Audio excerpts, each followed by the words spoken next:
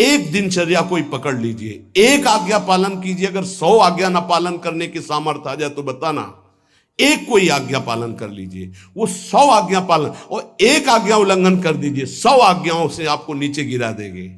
एक दिनचर्या पालन कर लीजिए, आप अपने मन को आज्ञा पर लगा दीजिए, एक दिनचर्या पालन कर लीजिए। कौन सी दिनचर्या ऐसी कठिन है जो आप पालन नहीं कर सकते?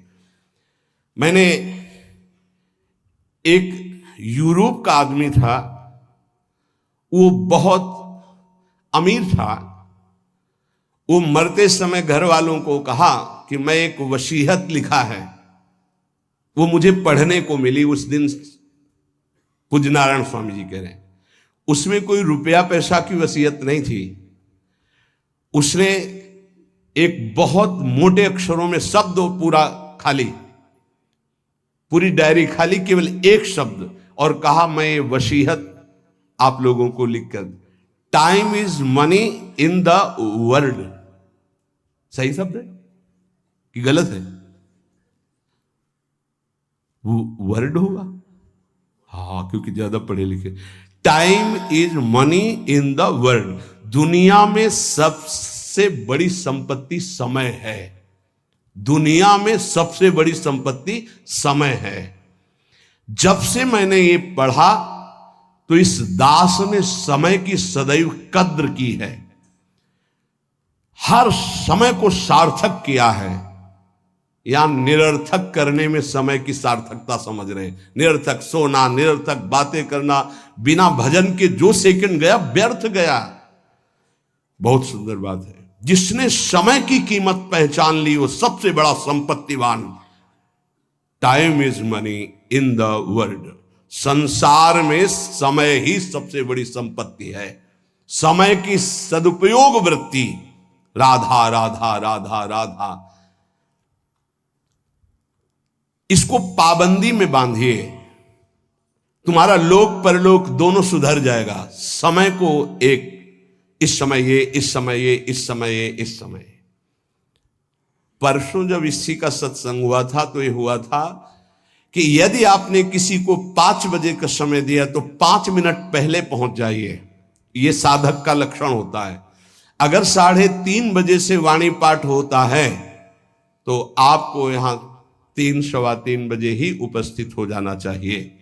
आप सर्वांतर्यामी भगवान के द्वारा दिया हुआ दिव्य मानव देह और दिव्य सत्संग और इसको दिव्य बनाने का अवसर खो मत। नहीं, ये सोने के लिए नहीं, ये व्यर्थ के लिए नहीं, ये मुंह दिखी करने के लिए नहीं है, ये अंता से पालन करने के लिए है। जब से मैंने ये शब्द पढ़ा था, time is money in the world, तो अपने जीवन में कभी 1 मिनट भी व्यर्थ नहीं खोने दिया। 1 मिनट भी। देखो, यही लगन नींद पर विजय प्राप्त करवाती है। यही लगन कि मुझे समय बर्बाद नहीं करना, जितना अधिक से अधिक भजन।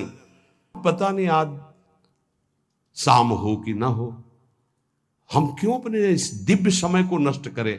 पर लोग समय कटता नहीं है, इसलिए टेलीविजन और कई कई प्रकार की बहिर्मुख वृत्तियों को स्वीकार करते हैं कि समय काटना है। बोले समय नहीं कटता। और सही पूछो तो भगवान से मनाया जाता है कि नींद ना आवे, कभी ये रात्रि ना हो, इसके लिए कि मैं रात्रि हो गई तो 10 घंटे 8 घंटे सो रहा हूं। नहीं, रात दिन भजन, जाना है यहां से। पता नहीं आप लोगों के दिमाग में है कि नहीं है। हर समय बात है कि जाना है। कोई भी मिनट आखिरी हो सकता है, बिल्कुल चलो, जाना है। फिर किस बात के लिए उदास हो जाना, निराश हो जाना, क्योंकि ये पक्का पता मुझे जाना है। कहां जाना है? लाडली जी के पास जाना है। जिनके लिए तरस रहे हैं उनके पास जाना है। तो उसमें कोई भय है क्या कि जाना? जिनके लिए हम तरस रहे, तड़प रहे, उनके पास जाना है।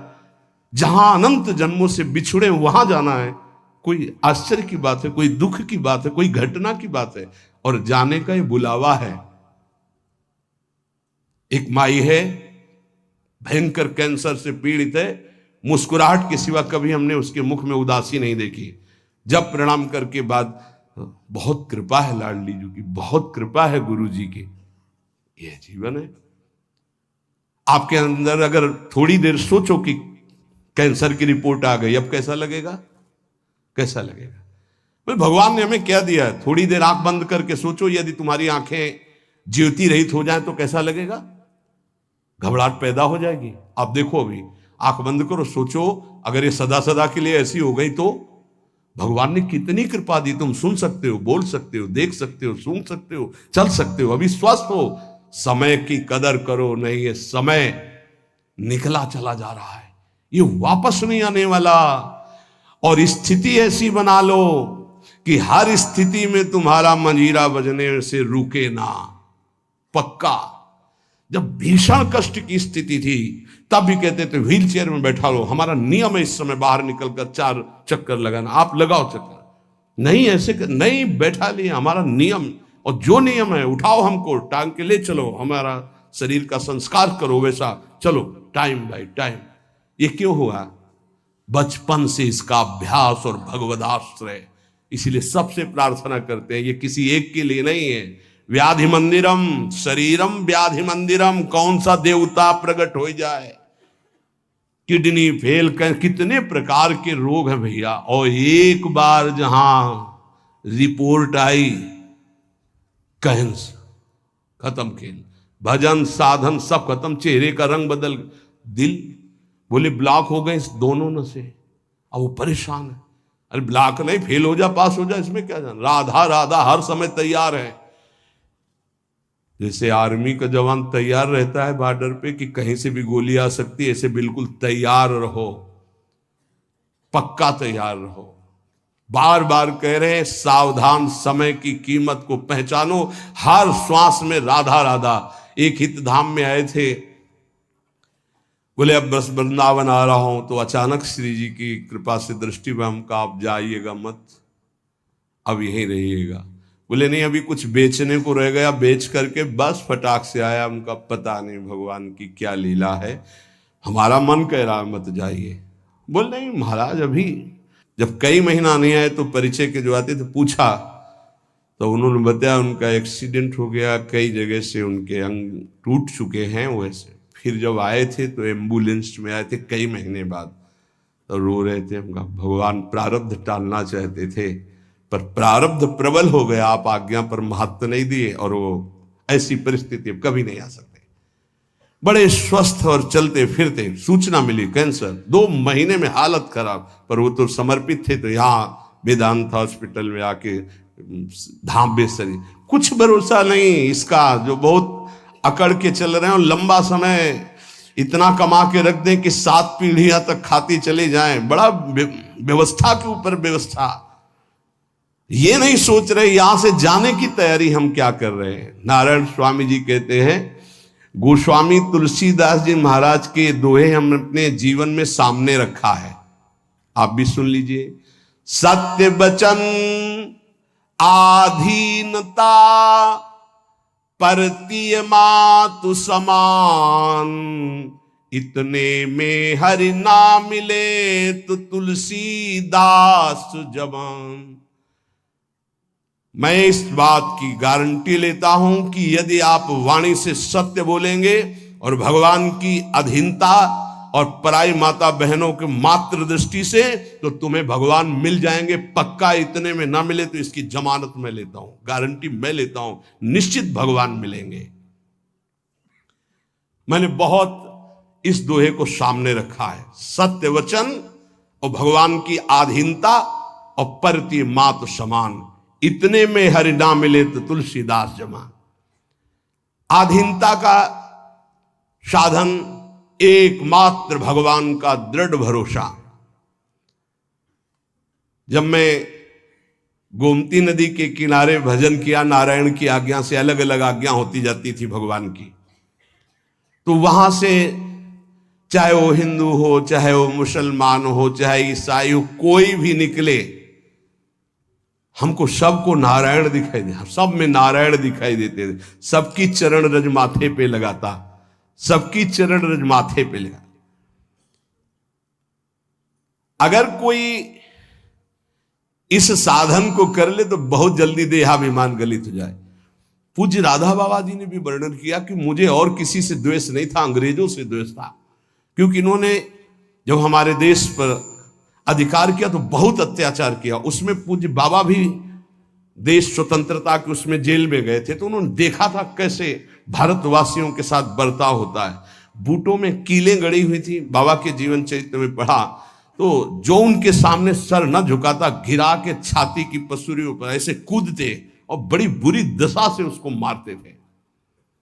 बाबा का भी, बाबा ने जब पीछे से आ रहा था अधिकारी तो बाबा ने सर नहीं झुकाया कि चाहे मार डाले मैं इसके विदेशी के आगे सर नहीं झुकाऊंगा। तो बस पीछे वाले ने कहा झुका दो, उन्होंने कहा नहीं कटवा सकता हूं, झुका नहीं सकता। राधा बाबा बड़े जिद्दी स्वभाव के थे।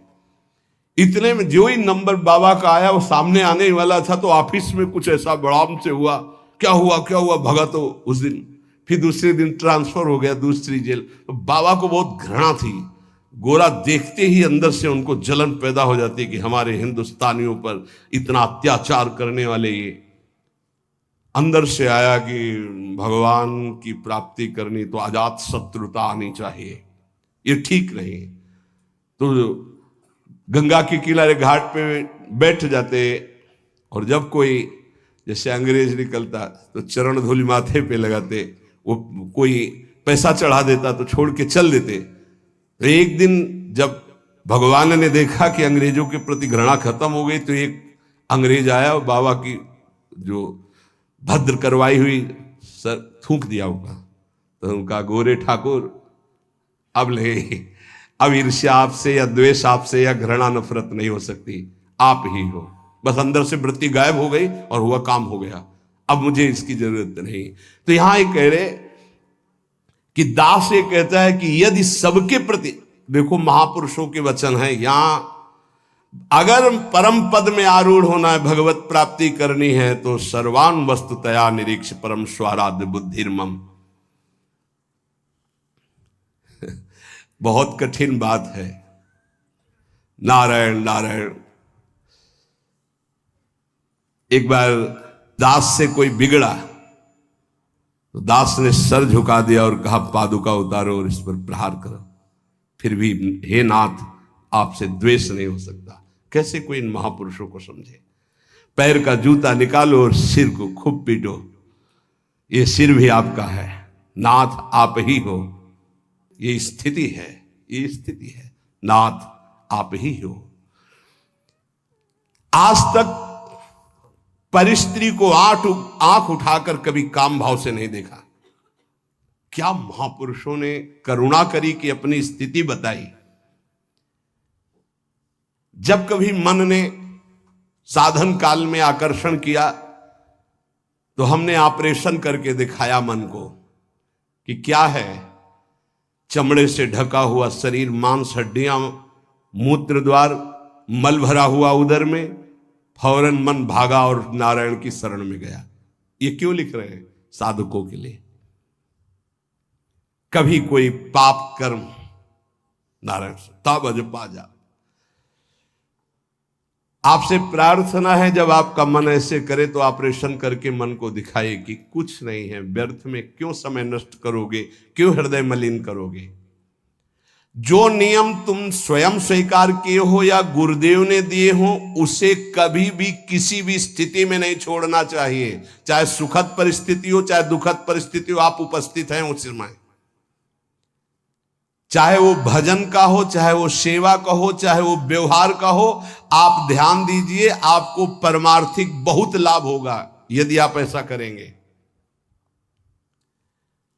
भगवान की जो इच्छा है उसमें तुम राजी होना सीख जाओ।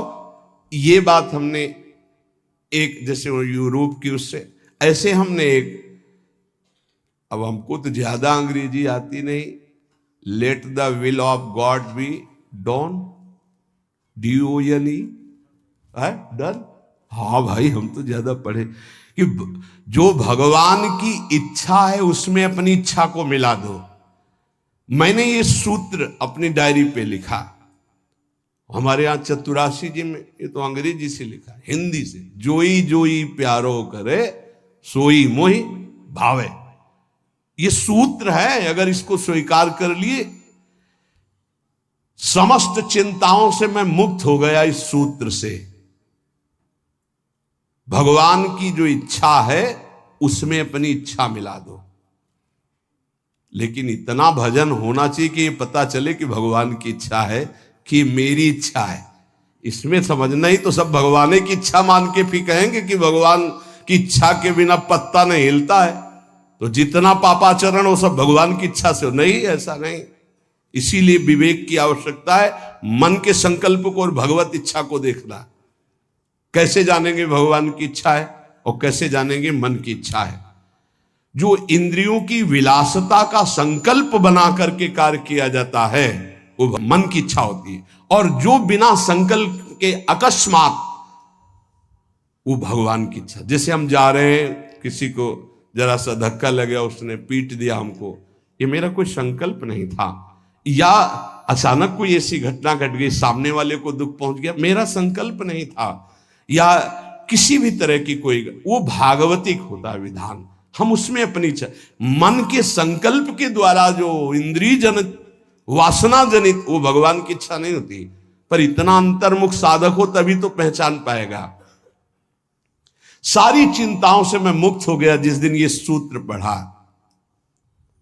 अर्थ उसका है कि भगवान की जो इच्छा है उसमें अपनी इच्छा को मिला दिया। जोई जोई प्यारो करे सोई मुहि भावे। इस दास ने देखा कि जब अपनी इच्छा भगवान की इच्छा में मिला दिया तो चराचर जगत से हमें कृपा प्राप्त होने लगी। जहां पर कृपा राम की हुई ता पर कृपा करे सब कोई। अपनी इच्छा ही भगवत कृपा में बाधक है। अगर अपनी इच्छा भगवत कृपा में मिला दे तो चराचर जगत से भगवान कृपा करने लगेंगे। योग वासिष्ठ में इस दास ने एक सूत्र पढ़ा, पुरुषार्थ ही परम दैव है। दैव, दैवी शक्ति। प्रारब्ध को लेकर बैठ जाना, अब जो लिखा होगा वही हो जाएगा, हमको कर नहीं। जब दास ने योग वासिष्ठ में यह सूत्र पढ़ा कि पुरुषार्थ ही परम दैव शक्ति है, तो इस दास ने इसका अनुभव करने के लिए प्रयासशील, पुरुषार्थ ही सब कुछ है। रात दिन एक करके भजन करो, देखो सब पर विजय प्राप्त हो जाएगी। कभी कभी प्रारब्ध बाधा पहुंचाने की चेष्टा करता है, पर प्रबल पुरुषार्थ प्रारब्ध को रौंद देता है। प्रबल पुरुषार्थ, पुरुषार्थ जो साधन भजन मिला है इसमें प्रयत्नशील। यहां कह रहे हैं कि भगवान की कृपा प्राप्त करने के लिए पुरुषार्थ, प्रबल पुरुषार्थ, प्रबल पुरुषार्थ ही भगवान के सिद्धांत की अनुभूति कराता है। प्रबल पुरुषार्थ ही प्रारब्ध के सिद्धांत की धज्जियां उड़ा देता विधान की। पुरुषार्थ में बड़ा बल है, बड़ा बल है। पर पुरुषार्थ भगवान के नाम जप से माना जाएगा, और ये लौकिक पुरुषार्थ प्रारब्ध को नहीं मिटा सकता। भगवान का नाम जप, जब हमारा पुरुषार्थ प्रबल होता है भगवत कृपा से, तब अद्वैत भाव की सिद्धि अत्यंत अनिवार्य हो जाती है। हर मार्ग के उपासक को अद्वैत भाव, एकमात्र जो सर्वत्र है वो यहां भी है। गुरुदेव भगवान को एक बार, इसके बाद द्वैत प्रेम का आता है। पहले द्वैत से अद्वैत और अद्वैत से द्वैत। अपने इष्ट देव को सर्वत्र देखने की चेष्टा करे, किसी भी अन्य अपने इष्ट देव के नाम रूप की निंदा अवहेलना ना कर दे, नहीं तो अपने इष्ट देव की भक्ति में फर्क पड़ जाएगा। जैसे परिक्रमा लगा रहे हैं, रास्ते में हनुमान जी का मंदिर है, आरती हो रही है, अरे क्या हनुमान जी, हम तो नहीं, महाभागवत है। आधा मिनट रुके, हाथ जोड़े खड़े हैं, आरती के दर्शन कर रहे हैं। राधा वल्लभ लाल आप इस रूप में हो, जय हो श्री राधा वल्लभ लाल की जय। आगे बढ़ दिए। देखा किसी भगवान की झांकी जा रही, पंचांग प्रणाम किया, राधा वल्लभ लाल की जय। ये वैष्णव धर्म है, ये उपासना का मार्ग है। ये नहीं कि अवहेलना करना, ऐसा नहीं है। हाँ, हम दर्शन करने नहीं गए, सामने से गुजर रहे थे, किसी को भी। ये अपने स्वामी नारायण की कृपा से जाना, इस मर्यादा को सदैव उपासक सुरक्षित रखे। कोई भी भगवान की सवारी जा रहे, कोई भी भक्त जा रहे, सबकी चरण धूल में नमस्कार। एक और साधन अजपा जाप के लिए आवश्यक है, अगर आप कर सके तो अमावस्या और पूर्णिमा के दिन उपवास करना सीख ले। अमावस्या, नारायण स्वामी जी का अपना अनुभव, हम ये व्रत रूप में नहीं कह रहे, ये हम भजन बढ़ाने के लिए कह रहे हैं। ये दत्तात्रेय महाराज जी के ग्रंथ में मैंने पाया था, उसी दिन से हमने शुरू कर दिया। नारायण स्वामी उसे अच्छा है, एक दिन अगर उपवास रहेगा तो आंतों को थोड़ा अवसर भी मिल जाएगा। पूर्णिमा और अमावस्या के दिन उपवास का देख लो, अगर ऐसा लगे तो ठीक है, नहीं तो थोड़ा प्रसाद पाके।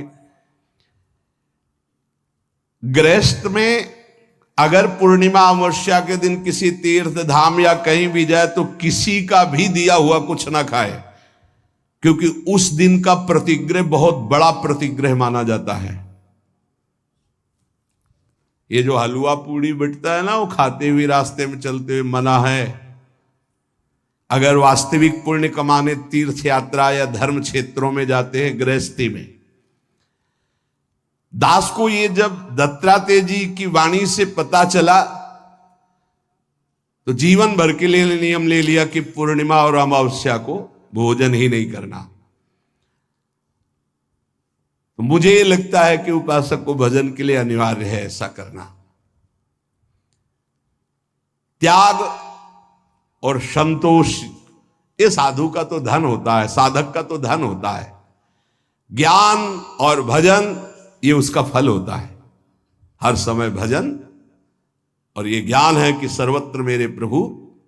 त्याग ये स्वभाव में बैठा होता है, संतोष ये स्वभाव में बैठा होता है। ये जो मूर्ति पूजा की अवहेलना करते, इन लोगों की बात मत सुनना। मैं स्वयं अपने भगवान नारायण की कृपा से अनुभव किया है कि मूर्ति पूजा से बहुत जल्दी भगवान प्रसन्न होते हैं। इस दास का अनुभव भी है नारायण की आज्ञा से। सेवा करते समय मन बहुत जल्दी इष्ट में आसक्त हो जाता है। अन्य समय भागेगा लेकिन सेवा में आसक्त हो जाएगा, क्योंकि मन की एकाग्रता सेव्य घसीट लेते हैं। इसको खिलवाड़ न समझे जो प्रभु की सेवा हो रही। दास को जब नारायण ने आदेश किया तो इसमें बहुत सुख मिला। भक्ति ईश्वर प्राप्ति में समर्थ है, पर यह ज्ञान अत्यंत आवश्यक होना चाहिए। जब सर्वत्र भगवान है तो मूर्ति में भगवान क्यों नहीं? ये जो लोग खंडन मंडन करते हैं, यह अधूरा ज्ञान है। मेरे ख्याल से अधूरे ज्ञान से परमार्थ में काम नहीं चलता है। जैसे एक टांग से चलना बड़ा कठिन होता है, ऐसे ही कि वो निराकार है इतना ही मान लेने से नहीं होगा। जैसे दो टांगों से आराम से चला जाता है तो वो निराकार भी है, वो साकार भी है। वो साकार भी है और निराकार है, दोनों की उपासना हम करते हैं। जैसे साकार रूप में ये कर रहे, निराकार रूप में सब अंतर्यामी रूप में भगवान सबके हृदय में विराजमान है। काम क्रोध लोभ मोह के दमन का साधन जो गृहस्थी में समझते हैं कि बड़ा कठिन है, ऐसा ना समझें। गृहस्थी में इन साधनों का तुम नियम लीजिए, भगवान तुम्हें सामर्थ्य देंगे कि तुम संयमी बन जाओगे, तुम सहनशील बन जाओगे, काम क्रोध लोभ मोह पर विजय प्राप्त कर लोगे। पर जो विरक्त जन है उनको तो कोई भी गुंजाइश इस विषय में नहीं है। इसलिए जिससे यहां का कड़ा शासन है कि आप परिवार से संभाषण नहीं कर सकते बिना आज्ञा के। वो भी आज्ञा होगी तो आप कुछ क्षण बैठिए यहां राधा के कुंज में बैठकर ही बात, उसका मतलब कोई वैर नहीं है, आपके राग के नाश की बात है। आपका राग नष्ट हो जाए, खत्म खेल। गुरु की कृपा से ही सब साधन की जानकारी होती, सब साधन चलने का उत्साह होता और सब साधन की पूर्णता भी होती। सदा अंतर में गुरुदेव भगवान बैठ करके साधन की प्रेरणा करते हैं, कराते हैं और सफलता प्राप्त कराते हैं। इसीलिए कहा कि व्यक्ति कभी गुरु नहीं हो सकता और गुरु कभी व्यक्ति नहीं हो सकता। वैसे मेरा हृदय तो बहुत कठोर है, नारायण स्वामी जी कहते हैं, पर पता नहीं कैसे रिझाए माखन चोर की आकर के मेरे हृदय को माखन बना दिया। भगवत कृपा से, गुरुदेव नारायण की कृपा से, दयालु श्री कृष्ण के चरणारविंद में चित्तवृत्ति अर्पित हो चुकी है।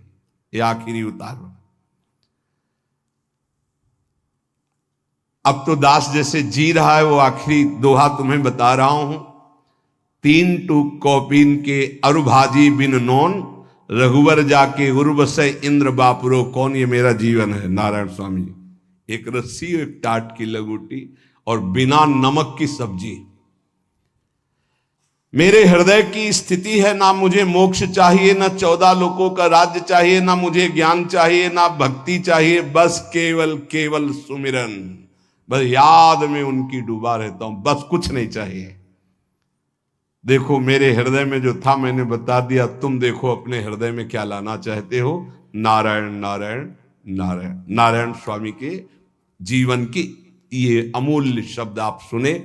महापुरुषों के अनुभव खोज खोज कर इसलिए सुनाए जा रहे हैं कि कोई भी महापुरुष पर श्रद्धा हो जाए, किसी भी महापुरुष के वचन आप स्वीकार कर लें, आपका जीवन कृतार्थ हो जाए, आपका भजन चलने लगे, आप विषयों से निवृत्त हो जाएं, आप दुखों से बचकर भगवत प्राप्ति कर लें। शेष चलते आगे। श्री राधा वल्लभ लाल की।